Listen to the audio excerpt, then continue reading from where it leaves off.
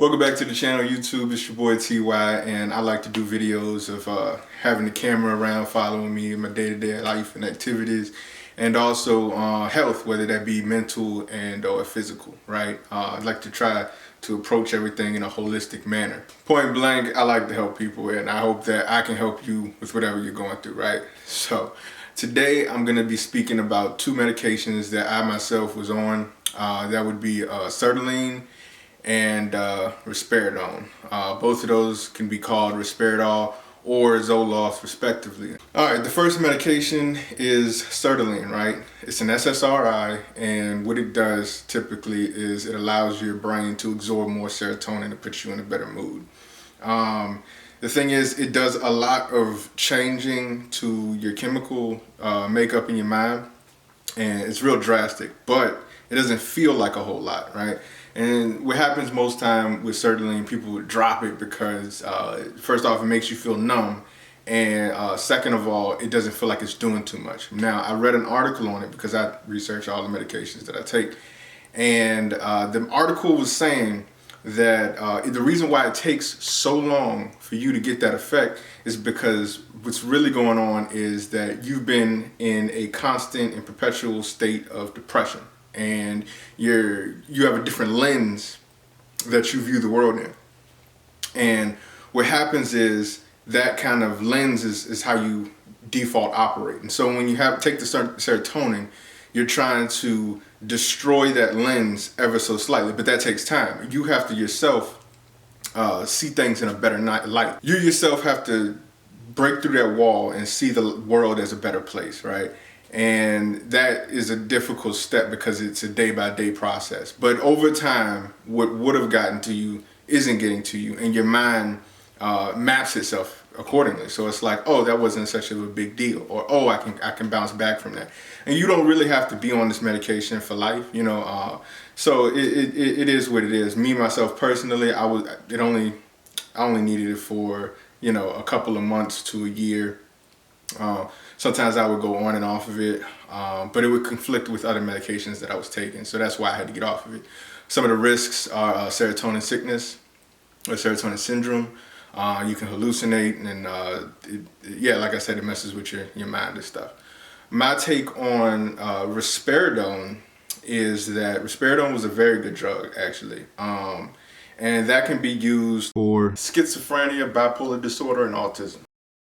But anyway, people who use risperidone, right, for me, well, I'll give you my example, right? I took the risperidone, and what happened was that I was sleeping. And you ever seen the maps on the subway? I'm not even from like New York or anything with a subway. I'm from Virginia. All right, so, but I've seen them on movies, right? You got the map of the subway system, and it's like all color coded, right? You know, this one is red, this one is green, right? When I was going to sleep after I took the medication for the first time, it's almost like it was red, like my map was red, right? And it's the strangest feeling because at the time I didn't know what the drug did, right? Because I was in the hospital at the time. And you know, I'll go into that later. But I was going to sleep, and it was a very noticeable shift.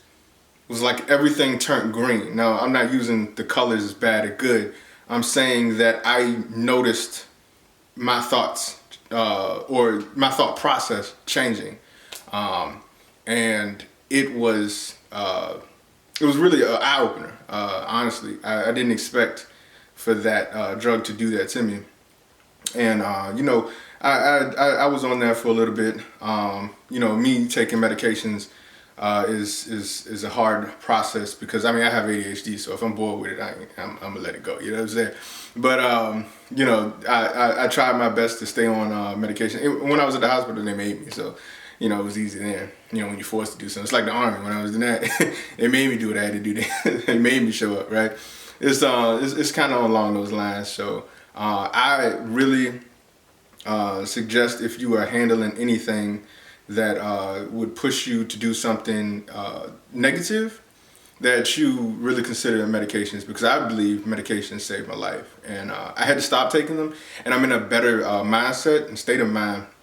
That's the same thing, but I'm in a better state of mind because all this positivity and all of this new outlook on life and things that I can't control and all this, that, and the third.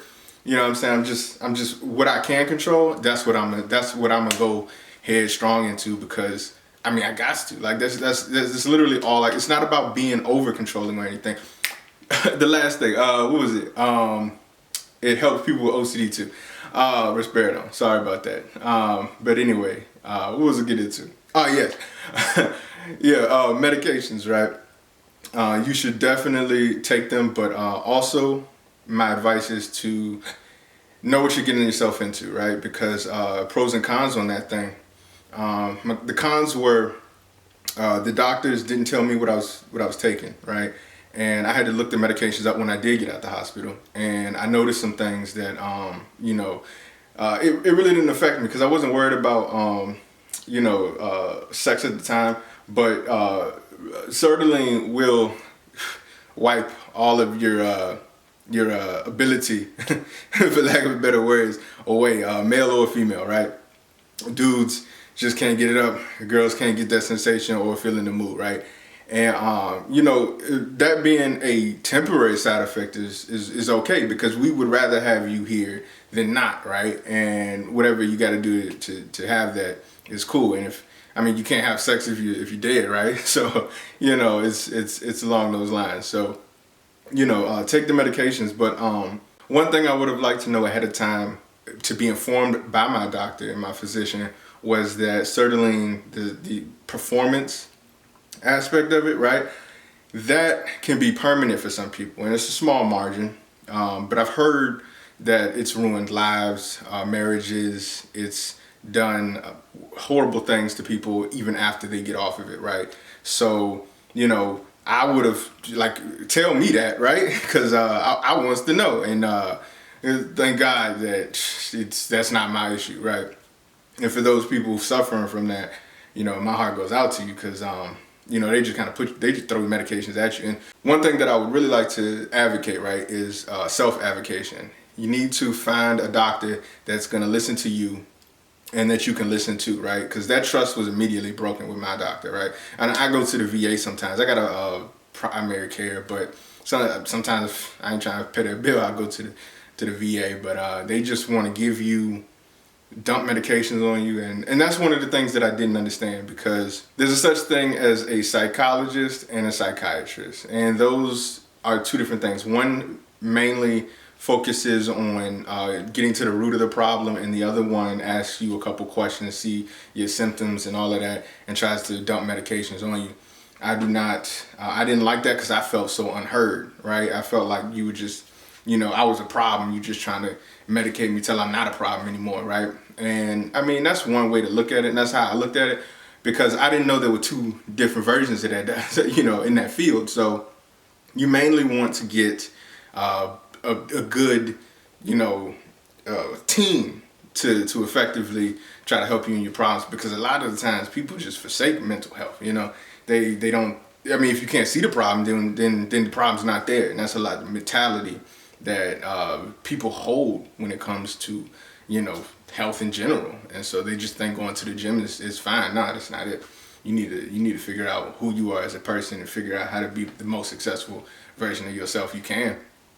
And that's why I advocate. That's why I try to get that out there and stuff like that, help y'all, because I've been in that dark place, and I want to get people out that dark place, because there were times where I thought I couldn't, right? There were times that I thought that, I literally, I would see other people who got there, and I was like, but they're not me, right?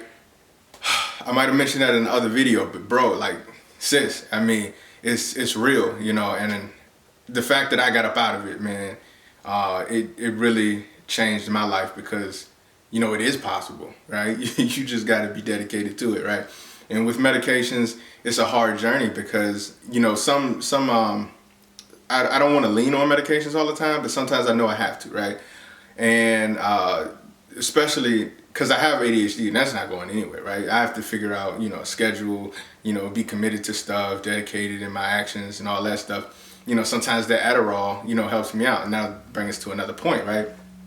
And that would be the fact that I had to stop taking one medication because it was hindering my other medication because they conflict. So I couldn't take my Adderall with the sertraline, and that was rough because I was in school, and you can't see the problem, so it's not there. So like I look like a fully capable adult, right? I look like I can just perform in the world, but it's always like it's like a little dot, right? This is how I explain it to everybody. It's like there's a dot in the middle of the paper, right?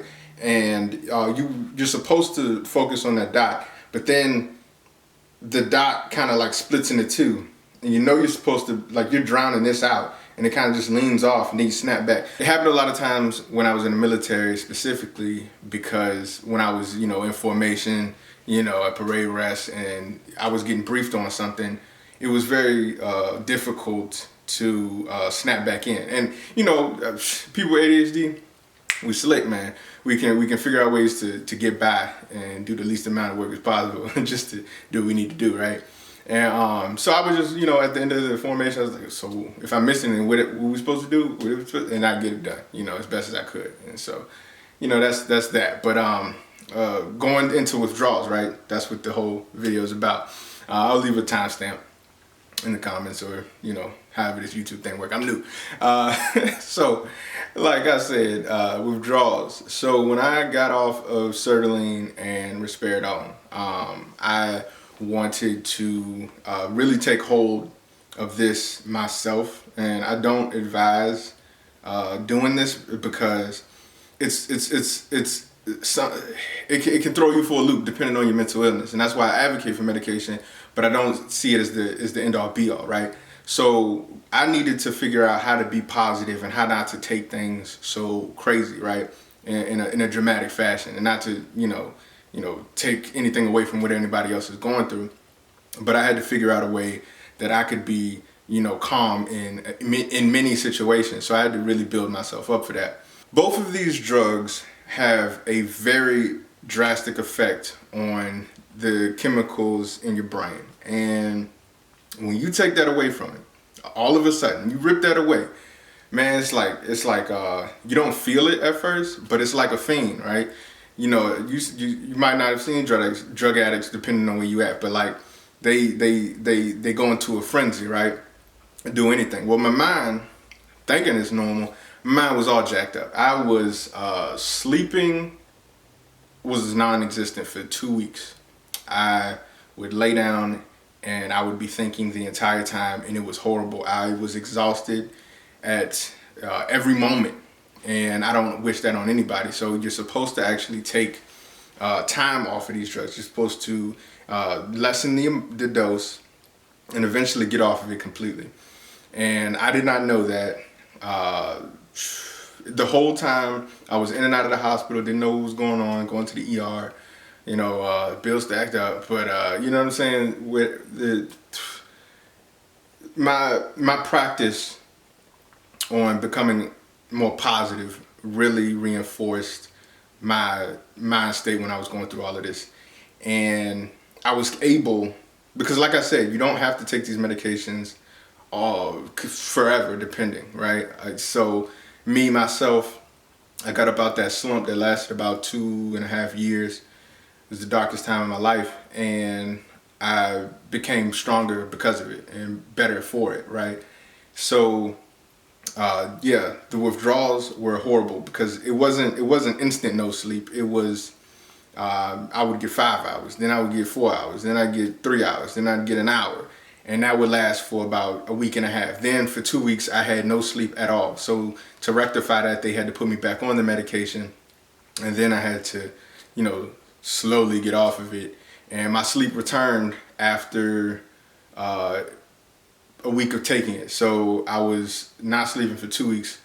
It was at the end of the first week that they realized that they had to put me back on the medication, had to get back in my system. My mind had to reacclimate to everything that was going on.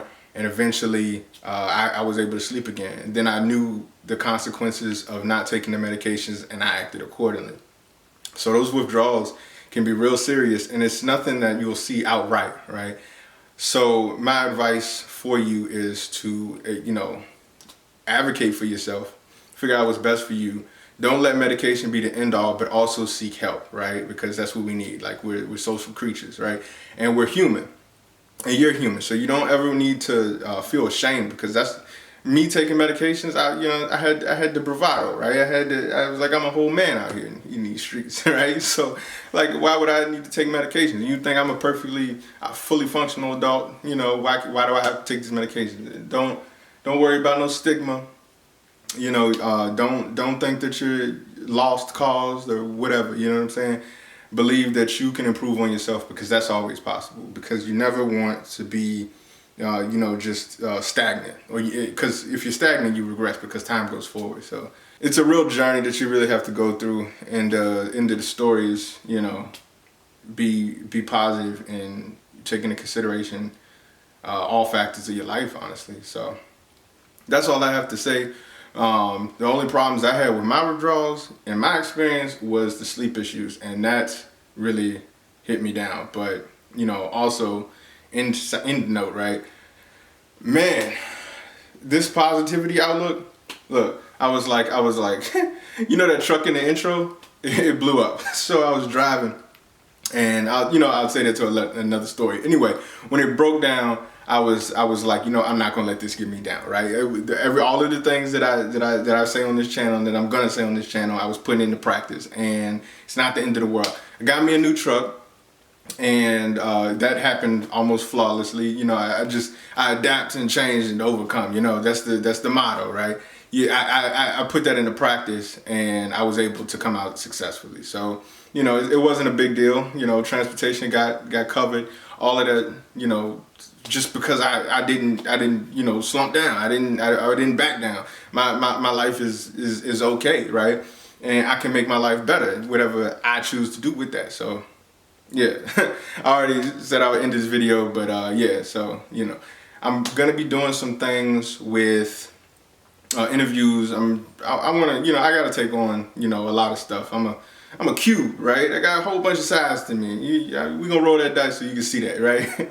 So yeah, just stay tuned. I got some videos with my nephews.